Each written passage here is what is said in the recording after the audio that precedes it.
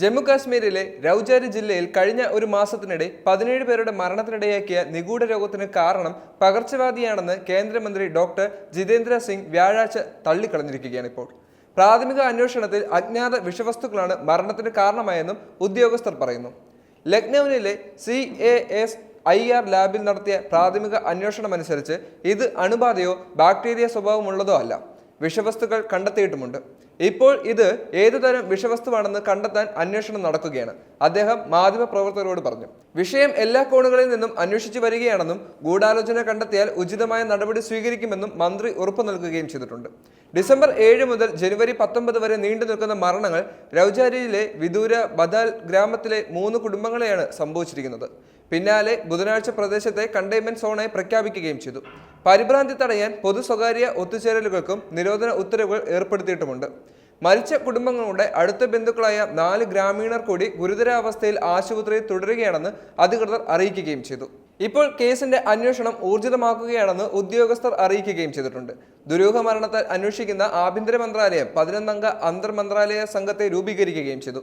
ജമ്മുവിലെ SMGS ആശുപത്രിയിൽ ഒരു പെൺകുട്ടി മരണത്തിന് കീഴടങ്ങിയതോടെ മരണസംഖ്യ 17ആയി ഉയർന്നതിന് ഒരു ദിവസത്തിന് ശേഷമാണ് സംഘം ഞായറാഴ്ച രൗജാരി ജില്ലയിൽ എത്തിയിരിക്കുന്നത്. പനി, വേദന, ഓക്കാനം, തീവ്രമായ വിയർപ്പ്, ബോധം നഷ്ടപ്പെടൽ എന്നിവ ഉൾപ്പെടെയുള്ള ലക്ഷണങ്ങൾ രോഗികൾ റിപ്പോർട്ട് ചെയ്തിട്ടുണ്ട്. ഇത് പലപ്പോഴും ആശുപത്രി പ്രവേശിപ്പിച്ച് ദിവസങ്ങൾക്കുള്ളിൽ മരണത്തിലേക്ക് നയിക്കപ്പെടുകയും ചെയ്യുന്നു. ഗ്രാമത്തിലെ മരണങ്ങൾ ഏതെങ്കിലും പകർച്ചവ്യാധിയുടെ ഫലമല്ലെന്നും ഭക്ഷ്യവസ്തുക്കളിലെ വിഷാംശം തിരിച്ചറിയുന്നതിലേക്ക് അന്വേഷണം ചുരുക്കിയിട്ടുണ്ടെന്നും മുതിർന്ന എപ്പിഡോമിയോളജിസ്റ്റും GMS രൗജാരിയിലെ കമ്മ്യൂണിറ്റി മെഡിസിൻസ് വിഭാഗം മേധാവിയുമായ ഡോക്ടർ ഷുജ ഖാദ്രി പറയുകയും ചെയ്തു. 200-ലധികം ഭക്ഷണ സാമ്പിളുകൾ രാജ്യവ്യാപകമായി സ്ക്രീനിങ്ങിനായി ഇൻസ്റ്റിറ്റ്യൂട്ടുകളിലേക്ക് അയക്കുകയും ചെയ്തു. ടോക്സിനുകളുടെ പാനലിന്റെ അടിസ്ഥാനമാക്കി ലബോറട്ടറികൾ ഒരാഴ്ചയ്ക്കോ 10 ദിവസത്തിനുള്ളിൽ തന്നെയോ ഉള്ളിൽ വിഷം വേർതിരിച്ചെടുക്കാൻ കഴിയുമെന്ന് പ്രതീക്ഷിക്കുന്നുണ്ട്.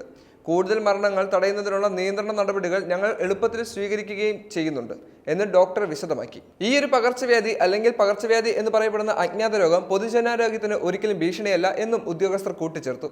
ബാക്ടീരിയ മൂലമോ വൈറൽ മൂലമോ ഉള്ള സാംക്രമിക രോഗത്തിന് തെളിവുകളൊന്നും തന്നെ ജമ്മു കാശ്മീർ സർക്കാർ പ്രസ്താവിച്ചിട്ടില്ല. ഇത് പൊതുജനാരോഗ്യ പ്രതിസന്ധിയെ തള്ളിക്കളയുന്നു.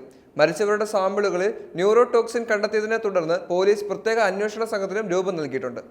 മുഖ്യമന്ത്രി ഒമർ അബ്ദുള്ള ചൊവ്വാഴ്ച ദുരിതബാധിത ഗ്രാമം സന്ദർശിച്ച് താമസക്കാരെ കാണുകയും മരണത്തിന് പിന്നിലെ സത്യം പുറത്തു കൊണ്ടുവരാനുള്ള സർക്കാരിന്റെ പ്രതിജ്ഞാബദ്ധത അവർക്ക് ഉറപ്പു നൽകുകയും ചെയ്തു. എല്ലാ പരിശോധനകളും കണ്ടെത്തി ഇത്തരത്തിലുള്ള ബാക്ടീരിയ വൈറസോ മൂലമല്ല അസുഖമുണ്ടാകുന്നതെന്നും അദ്ദേഹം സ്ഥിരീകരിച്ചു.